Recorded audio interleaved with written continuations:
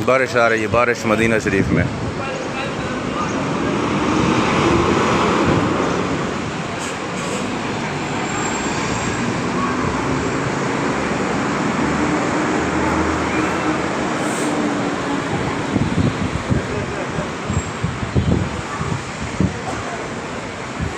बारिश मदीना शरीफ में बारिश आ रही है।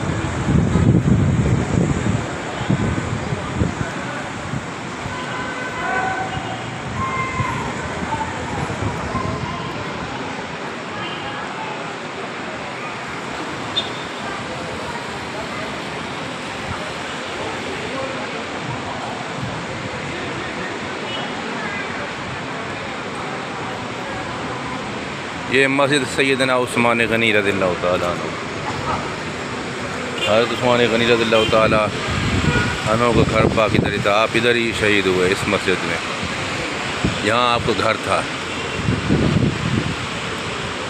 अब यहाँ मस्जिद तामीर की गई है।